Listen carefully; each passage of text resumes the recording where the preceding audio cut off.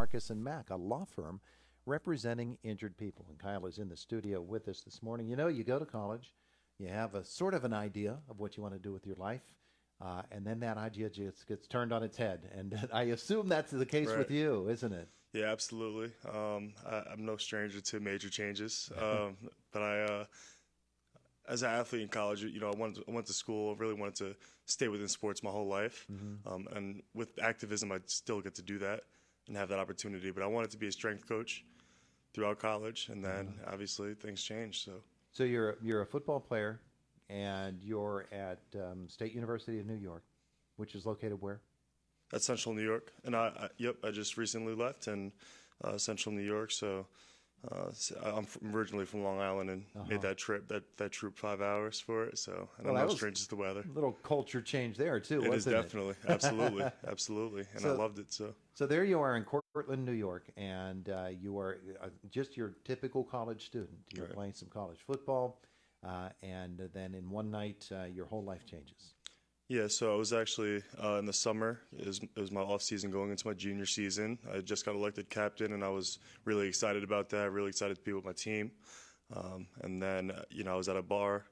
I was at a party. I'm sorry, downstate, and there was, it was just friends from high school, and we ended up having a get together, and there was a person that wasn't doing the right thing there in terms of trying to take advantage of somebody that obviously couldn't speak up for herself or anything like that. So my friend and we ended up stepping in and stopping that from happening.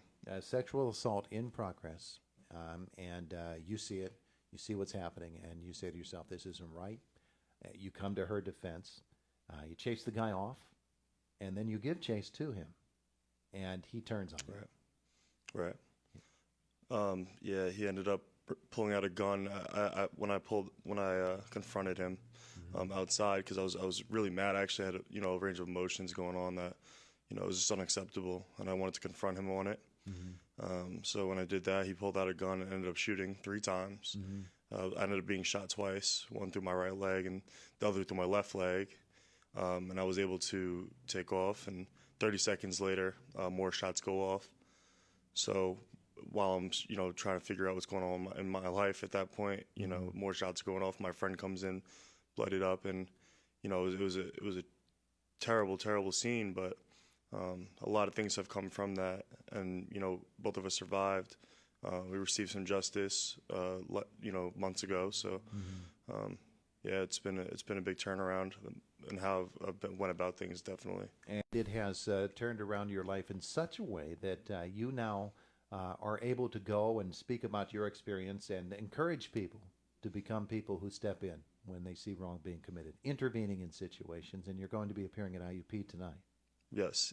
So that being an active bystander to me is more than that situation. It's more than that sexual assault in progress. It's more than somebody being taken advantage of, even though those are really important, right? So we talk about the 3Ds. We distract first, right? If you're good at distracting, maybe you're good at acting, you could distract somebody from those situations to stop it. If you're a linebacker like myself, you could be direct. And if you're strong-willed and you just have that personality about you, be direct about it. And I think that's a really good way to go about it as well. It's not the safest way, but, you can do that. Or, you go to a bouncer in a bar, and make sure somebody else takes the throne if they need to stop the situations. But being an active bystander is more than those. It's being there when you're in a group of friends, a group of guys, and you have somebody talking, down on women, down on people from the LGBTQ, talking down on people that aren't there, from marginalized communities, making sure you're an active bystander in those situations where you correct and you make sure that you say things, that are uplifting and empowering to those people. We have probably all had situations where afterward we said to ourselves, I should have done this, I should have acted in this way, why didn't I? And that can tend to really get us down and make us feel like we failed in a situation. And sometimes we frankly do fail in a situation, but it doesn't mean that we can't do better next time. We need to continue to move forward. I'm no angel myself, and I tell people this when I speak, even at IUP tonight. You know, it's not about being that angel. It's about, you know, doing right the next time, being better the next time. You know, if you were sexually harassed or catcalled one day, doesn't mean that you can't turn around the next day, that tomorrow, and say, I'm not going to do that anymore. You know what? The people around me aren't going to do that. It's just not right. You know, dehumanizing people is just not right. So, you know, it's about just moving forward. And like you said, you know, it's tough to eats at you and you don't do the right thing, and it still eats at me sometimes today. I can't handle every single situation. Sure. But, you know, if I get it within 5 seconds, I'm like, that 5 second span where I'm like, should I do something about that? I have to get it within that 5 seconds. I don't want feelings to fade away. So I make sure I say something. So if somebody around me is saying, you know, the B word to refer to women, I make sure within 5 seconds I say women. You know, and as a leader, as a football captain, as a collegiate athlete, you know, a lot of people look up to us. So when I go to speak to athletics, I'm like, we are the powerful people in the room. We're the powerful people on campus. We have the voices that people listen to and they follow. So I make sure that people understand that, you know, do it. We are not called to be superheroes, and that's one of the points of emphasis that you make. Kyle is the winner of the 2018 Orange Bowl Courage Award. Also got a 2018 Biden Courage Award, and IUP has a student, Adriana Brannon, who also won that award last year. She intervened in a sexual assault. She is a bad A. You know, she's no joke. It's funny because a lot of times we think of when I say, you know, being active bystander, being direct, I think about these big athletes and you know, being able to step in, which is great. You don't need to be that big. You could be like her and be a hero. And you know, she really did change somebody's life that night. Yeah. And she got the right recognition. You know, she deserves every bit of the recognition. I cannot wait to meet her. You know, I'm gonna meet her later, and I'm so excited. You know, she's a celebrity in my eyes, and I just want to make sure that, you know, we stick in this together. We're both young. We're both can make a big culture change, and you know, I know she's leading that way here in Indiana. And I want to be able to connect with her. So took a tremendous amount of courage to do what she did. Absolutely. So you're going to be at the KCAC tonight. It was originally scheduled for Toretti Auditorium, but everybody wants to see you. So they moved it to the big arena, the Ed Fry Arena tonight, and it's at 7:00, right? Yes, I believe so, and I'm really excited about that. A lot of people want to take in the message. Just want to see a lot of men there, especially. You know, I know the women have been leading the charge, especially Black women who have been leading the charge, and you know, for years and actually centuries.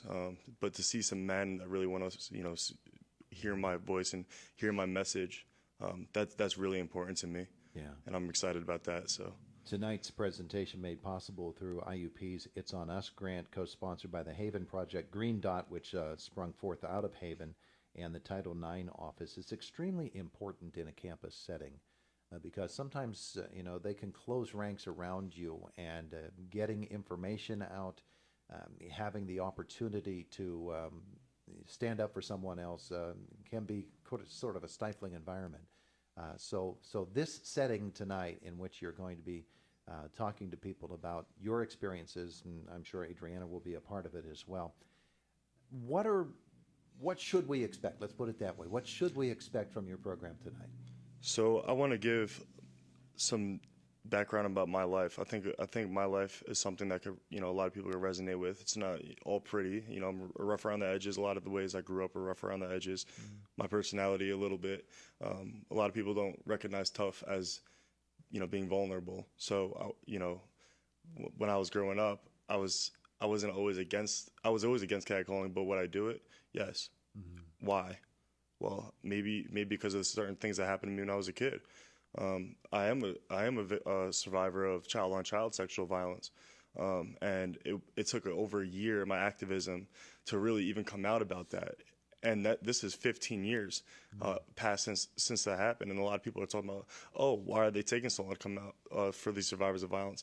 Why don't they want to talk about it? Why is it, you know, this is good timing? It's never a good time to talk about it. And for me, I realized I'm not doing a service to anybody else if I can't even, you know, come out with my story. I think that now is so impactful, and I've been able to be more vulnerable with the crowd. I've been able to be more vulnerable as a man, and I still walk out of there as a man. And I want other men to see that. I want other men to see that we have wide ranges of emotion. And tonight I'm going to take you through every range of emotion. We could laugh, we could cry, but we're all human. So I want to make sure that the men know that, especially we're not we're not out there just to have a body count. We're not out there to just have sex all the time. We shouldn't feel forced. We have to feel a wide range of emotions and why we internalize certain things and why we're not vulnerable around our friends, family, etc. So yeah, stripping away those veneers. IEP has the annual Speak Out event where victims of sexual violence, other violence, tell their experiences and encourage others to come forward and tell theirs as well. It's so important in a campus environment, in any community environment as well. 7 o'clock tonight, Kyle Richard at the Ed Fry Arena at the KCAC. Absolutely. And make sure you follow me on Instagram. It's Kyle Richard 55, and on my Twitter, it's Kyle T Rich 55. I spread a lot of activism and do a lot of good things on there. So can't wait for tonight. It's gonna be great. Yeah. All right, absolutely. Thanks so much for coming in this morning. Thank you for having me. I appreciate you. We appreciate it. It's the voice of Indiana County, WCCS, AM 1160 and 101.1 FM.